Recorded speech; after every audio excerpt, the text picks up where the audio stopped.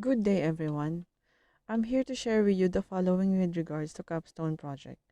My name is Miss Melanie Tulale from Spangler Class Group 2, Small Group 4. Welcome to Harvard VPAL FinTech Online Short Course 2020. I have chosen problem number 1. The title is No Kid on the Block, Block Square, the Online Payment Revolution, and Tokenizing Real Estate. Real estate plays an essential role in the most economy. On one hand, investors could argue that the sector appears primed to benefit from market opportunities. However, the sector also faces several challenges going forward. Real estate investments are currently illiquid, and the involvement of middlemen results in expensive lending for issuers. Suitable investors are limited, and capital formation can be difficult to achieve. Through tokenization, the issuer can automate many middleman functions and bring liquidity to an asset class that has been starved of it. What are the two key problems of housing market? There are excess supply of existing housing units and negative equity. The excess supply is keeping the pressure on residential investment and therefore on employment and economic growth. Unemployment weakens the real estate industry, leading to few new households resulting to slow absorption and excess supply in housing market. Negative equity due to excess supply, house prices declines. Lower prices will push more homeowners into negative equity. Negative equity makes it difficult for homeowners with negative equity to sell. It is difficult to move for employment and other reasons. It is hard to refinance, and it is demoralizing for many homeowners, especially those with substantial negative equity. Negative equity frequently leads to distressed sales, short sales or foreclosures, and losses for lenders. What does tokenizing mean? Tokenization is one way to securitize real assets. How to tokenize an asset? Div- Divide asset into shares, and the other one is divide assets into tokens. To divide an asset into shares that represent a predefined share of underlying asset, and the tokens, which to the interest of maintaining business equity can retain elements of the original data, are then sent to an organization's internal system for use, and the original data is stored in a secure token vault. Challenges faced by real estate and industries.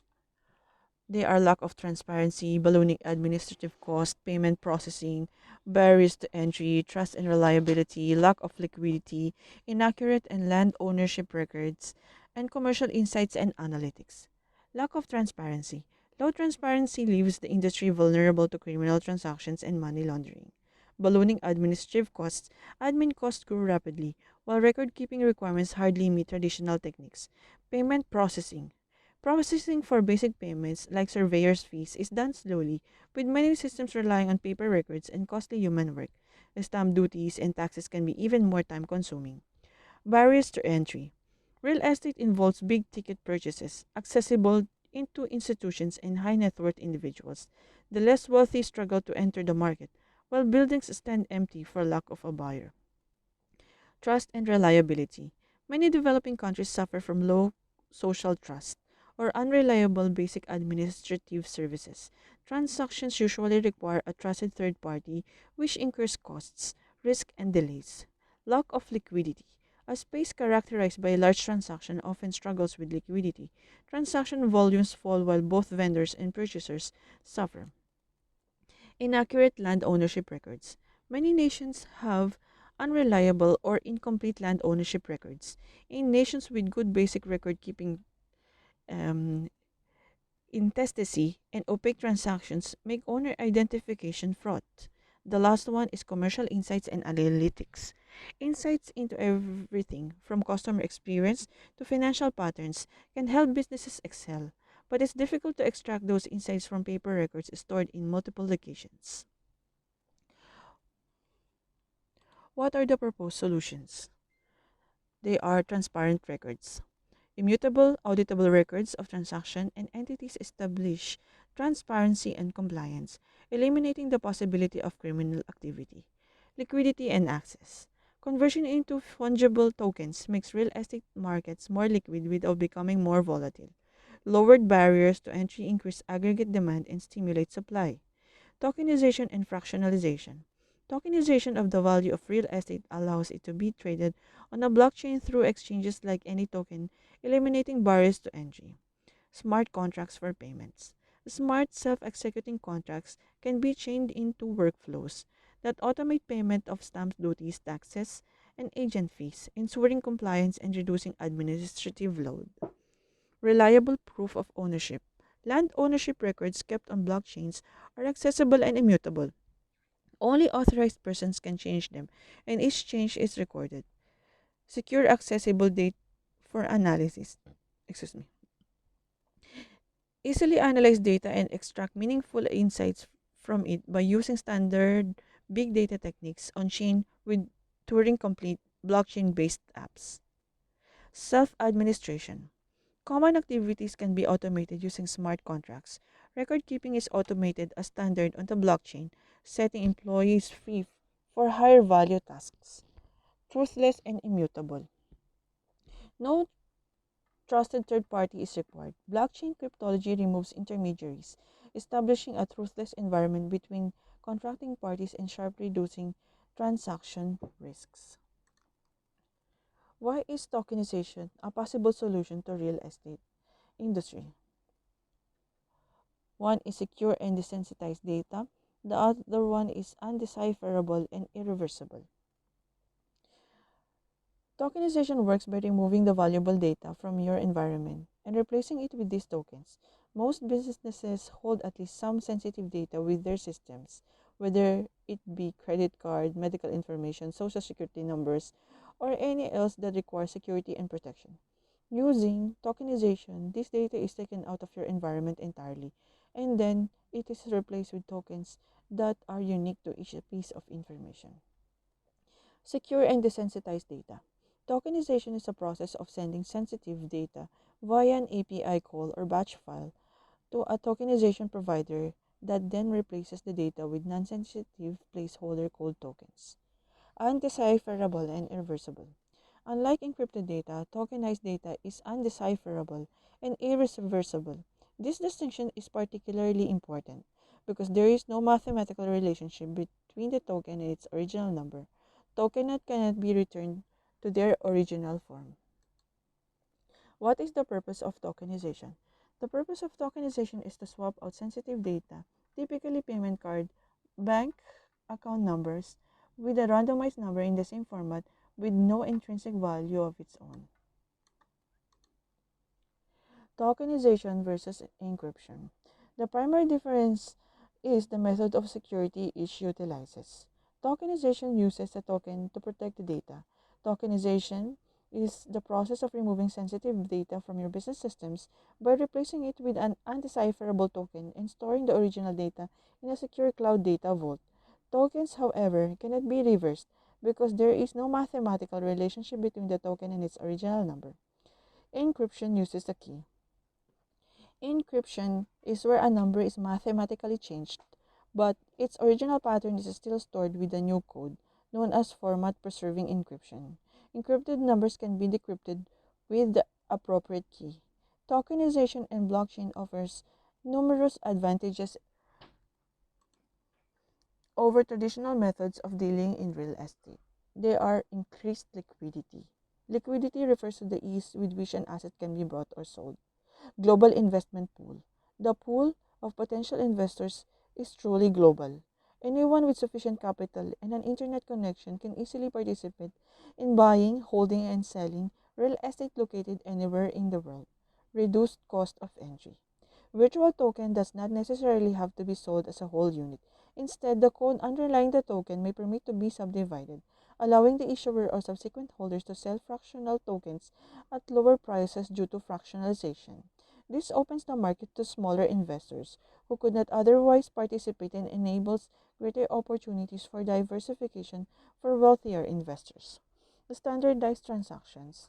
The purchase and sale of real estate tokens can be implemented using standardized smart contracts, which do not have to be individually negotiated, and the terms of which are implemented automatically, reducing transaction costs substantially. Transparency. A blockchain is a public ledger recording every transaction involving the cryptocurrencies and virtual tokens running on it. This structure makes it impossible for a token holder to double sell a token accepting a transfer for a same token to the two different sources. Enhanced security.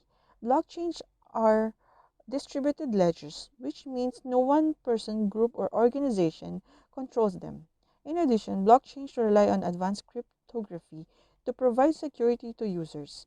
Each user has his or her own private key that allows access to his or her blockchain assets. That key is a long string of random characters that is very difficult for a computer, let alone another user, to guess. Immutability. After the transaction has been recorded and confirmed on the blockchain, it is easily cannot be changed. This helps ensure investors that no one can falsify transaction after the facts. The last one is the simplified management. Tokenization can also lead to easier management of investors and their rights. Second, transactions can be easily tracked by collaborating with third-party exchanges, and investors can receive contributions and exercise their other rights, like voting, through the blockchain, simplifying those processes considerably. Benefits of blockchain and tokenization in real estate. There are three benefits of blockchain and tokenization in real estate. Those are liquidity, accessibility, and cross-border transactions. Liquidity tokens can be traded at the secondary markets at any time of the day.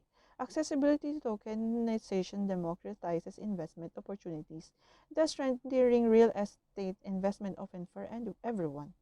Cross-border transactions, providing global access to investment at one's fingertips with the help of tokenization and blockchain. I would like to share a sample model, the blockchain model, the digital UAE. UAE is blockchain model, Dubai in particular as per observation. They have EIDA, the Emirates ID, as an identity card of the UAE citizen and residents, governed by the Federal Authority for Identity and Citizenship. They have the AECB, that stands for Al Ittihad Credit Bureau, a public joint stock company wholly owned by UAE federal government as per UAE Federal Law Number 6 of 2010 concerning credit information. The company is mandated to regularly collect credit information from financial and non-financial institutions in the UAE. Al Ittihad Credit Bureau aggregates and analyzes this data to calculate credit scores and produce credit reports that are made available to individuals and companies in the UAE. RTA. RTA strives to make you happy. It aims to support Dubai's transformation into a smart city and foster its strategic goals. To achieve, the RTA provides a faster and easy access to its services by a smart application designed to meet your needs. Traditional and neobanks. ENBD has its E20 Smart Business and Live Bank for individuals. Mashreq Bank has its Mashreq Neo. ADIB with Europe's Fidor Bank has Money Smart. Al Hilal Bank has Halan. They have also Expense and OG Bank and OG Pay. The real estate industry. Bayut.com, Property Finder, the new properties.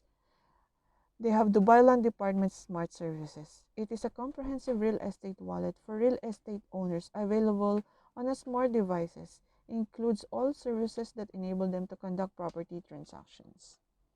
Telecommunication and utility companies. They've got Etisalat, Du, Dewa, coordinated with each other. Other financial lenders and healthcare benefits, including insurance-wise benefits and medical history privacy. As a summary, real estate is a prime commodity as well as an investment. Tokenization and blockchain advantages over traditional methods of dealing in real estate has been discussed on slide number 9. What are the projected consequences? It requires government initiative and support, requires significant thought and planning by blockchain developers and professional advisors, subject to a complicated web of legal and practical issues. Conformity with regulatory requirement governed by sovereignty, and the professional competence of initiators to minimize unnecessary risk and cost. That's all from my side. Thank you so much.